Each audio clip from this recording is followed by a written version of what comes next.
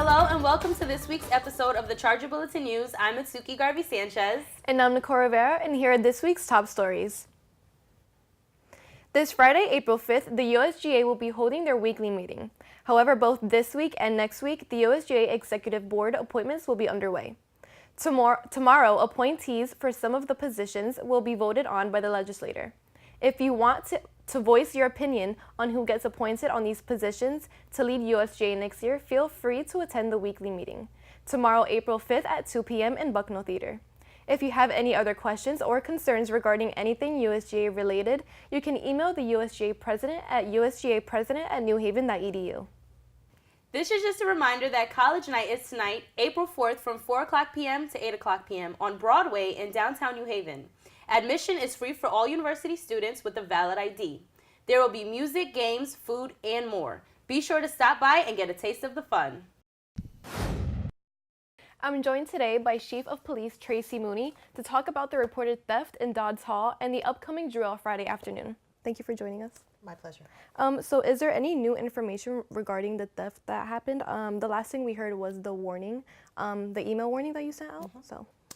Yes, so we pretty quickly developed a suspect in the case, actually two suspects, working in collaboration with the West Haven Police Department. So we, again, are continuing to investigate the case. We're pretty confident we know who the suspect is, and we will be following that up with arrest warrants. Has it been determined that the person at large is not related to the university? The person is not related to the university. Okay. What can we expect from the drill that's happening tomorrow? So the drill that's happening tomorrow at 10 a.m. in Kaplan Hall only, I'd like to stress that, is basically an administrative drill for a hostile intruder. And when I say administrative, we won't be responding to the drill with lights and sirens or anything to disturb the university campus at that point. It's mostly to make sure that everybody's doing what they're supposed to do. Right, so we'll be walking through the hallways, checking the locks, making sure blinds are drawn, and that everybody, has silenced their cell phones and the like. We don't expect people to be calling 911. I put that in the several emails I sent out. Realistically, yes, that would happen, but again, we're just trying to. It's more of a training and an educational drill. Okay. So what is the purpose of the drill? To start changing the culture and making people familiar with what to do in case this ever happens on campus, which would really be an unfortunate incident. We want people to automatically know that if they get an alertus warning, an Everbridge warning from the Associate Vice President or myself, that there's a hostile intruder or a threat on campus, that they know immediately what to do. It becomes part of your culture, part of what your expectations are for public safety. Yeah. So how many people are involved in this drill? So like I said, it will be Kaplan Hall only. So we picked 10 o'clock because there's several academic programs going on. I'm unsure how many students will be involved. So I really can't answer that question. We tried to pick a kind of a sweet spot where we'd get the most effect with the most people. Okay. So do you think it should be held as a university-wide drill? Absolutely. So what my plan is to do is to kind of take baby steps. We do this at Kaplan Hall, tomorrow. Maybe during the summertime, we do it more with the staff building because staff are always here during the summer where the students are not. Next semester, we maybe bring the faculty a little bit more in.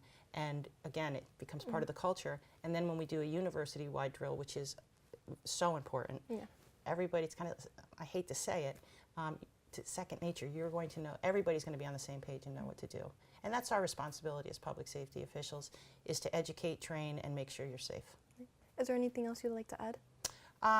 Just want to say that I think you all know I'm retiring in May, and I just want to say my time here at the university has been great, and the most special part of it is sharing time with students like yourself. Thank you. So I thank you very much. Yeah, no problem. Thank you for joining us today. My pleasure. Thank you.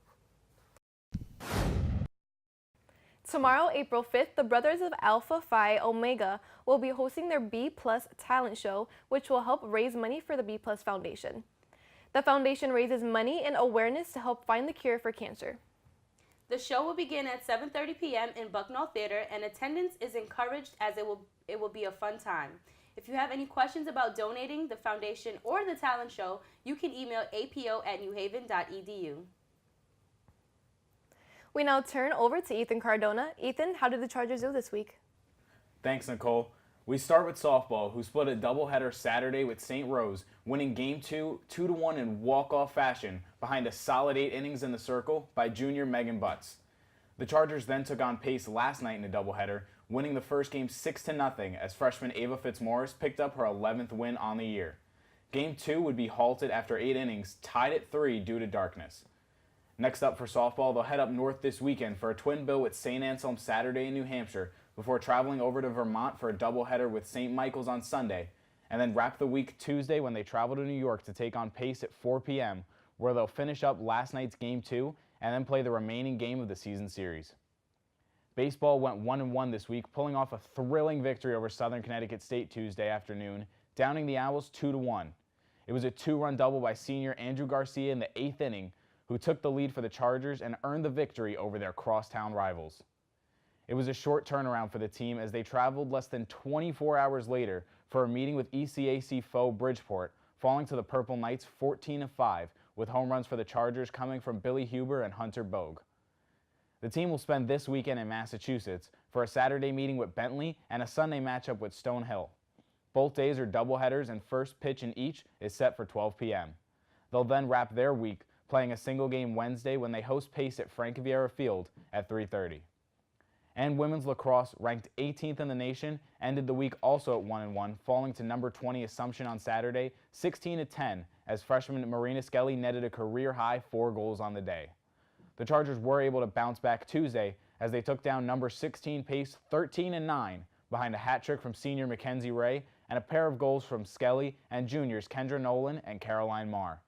The Chargers will return to Kathy Zolad Stadium this Saturday when they take on American International at 1 p.m. before a midweek meeting at Southern New Hampshire Wednesday at 3:30.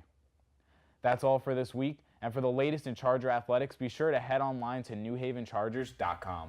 What a great week we had for the Chargers. It was a solid week, but the win's got to come. Mm-hmm. Well, that concludes our show for this week. Be sure to check out newsstands across campus for our latest edition of the Charger Bulletin. As always, be sure to tune into the Charge Up on Monday for updates on Charger sports over the weekend. I'm Ethan Cardona. I'm Mitsuki Garvey Sanchez. And I'm Nicole Rivera. We'll see you next week.